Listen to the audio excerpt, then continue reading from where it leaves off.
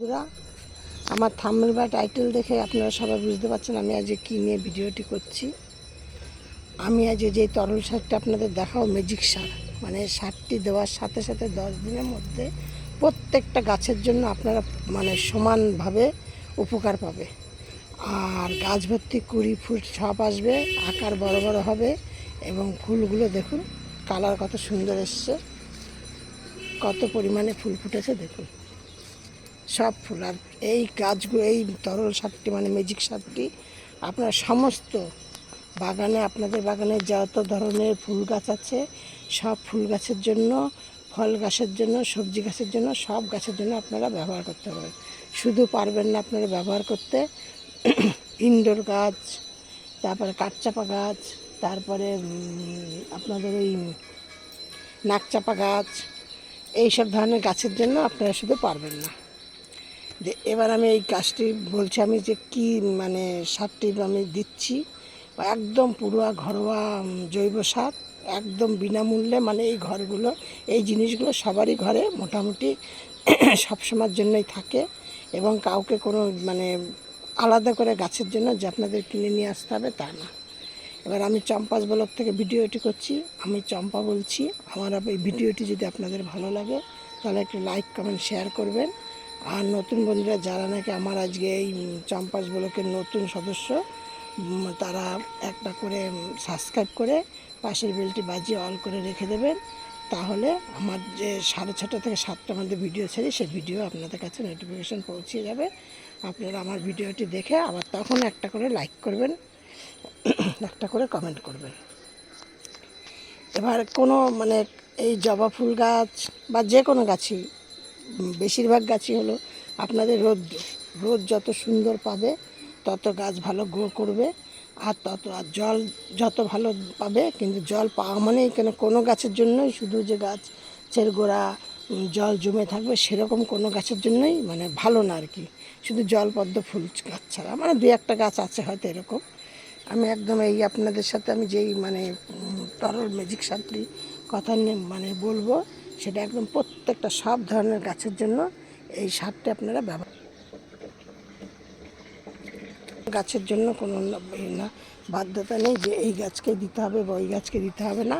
শুধু যেই সব গাছগুলোতে একটুখানি মানে জল কম পছন্দ করে, মানে ওই ধরুন যেগুলো বললাম আর কি, ইনডোর গাছ বা মানে এই ধরনের যেই গাছগুলো আর কি, সেই সব গাছেই দেখুন আমার এই দত্তপিয়া গাছটা এই যে কুড়ি চলে, সেটা কিন্তু ডাল কেটে বসানো।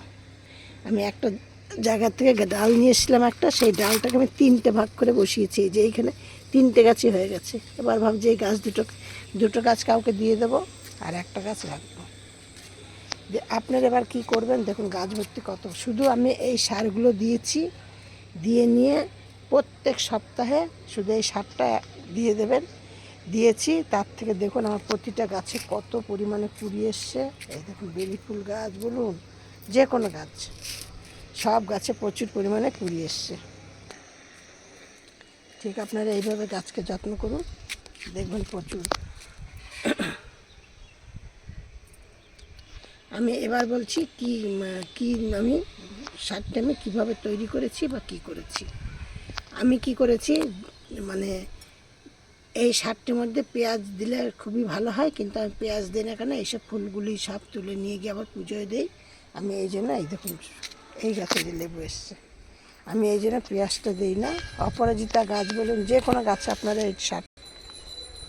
আমি কি করেছি, একটা মিক্সির বাটির মধ্যে 2টো কলা নিয়েছি, একটা মিডিয়াম সাইজের আলু নিয়েছি। কলা মানে কলার খোসা না, কলাটা একদম পুরো কলাটা আর কি।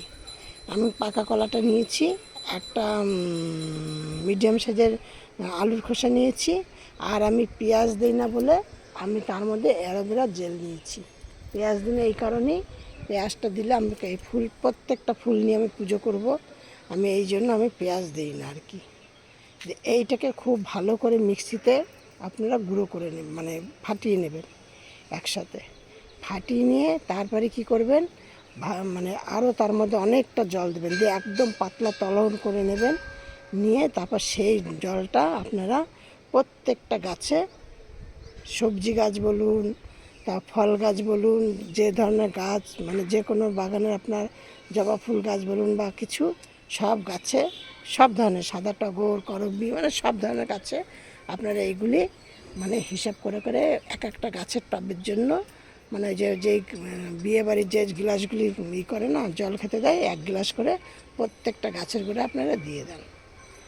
দেখবেন কত সুন্দর গাছে ফুল কুড়িতে ভর্তি হয়ে যাবে, সবজি গাছে সবজি হবে, ফল গাছে ফলের ফুল আসবে, ফল হবে, ফুল গাছে কুড়ি আসবে, ফুল হবে, মানে একদম দেখুন না কত, আপনারা দেখলে বুঝতে পারবেন খুব সুন্দর।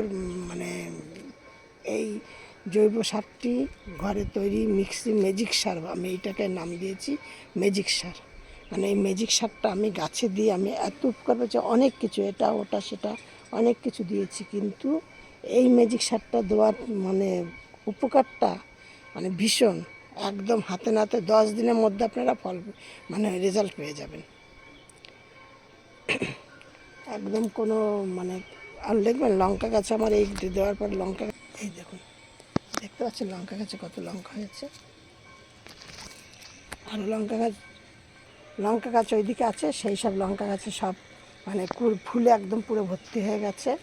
ওইটা আবার আরেকদিন আপনাদের সাথে দেখাবো। এই দেখুন আমার জলপদ্ম ফুল গাছে কত কুড়ি এসছে। তুলিকা ফুল গাছে আমি কোনো কিচ্ছু করি না, শুধু আমি কি করি ওই সারটাই যখন মানে প্রতি সপ্তাহে গাছের গোড়ায় দেই, এই গাছের গোড়া তো অল্প একটুখানি করে দিই, কারণ আমার এই গাছগুলি খুবই ছোট। একটা দেখুন এই যে একটা করে কৌটোর মধ্যে বসানো। হ্যাঁ, সব গাছের জন্য আপনারা এই তরল ফুল সারটি ব্যবহার করুন, ম্যাজিক সারটি দিয়ে দেখবেন খুব ভালো রেজাল্ট পাবেন। আর প্রত্যেকটা মানে ভিডিও মানে গাছের জন্য এই ম্যাজিক সারটি খুব উপকার এবং খুব ভালো। আর দেখুন,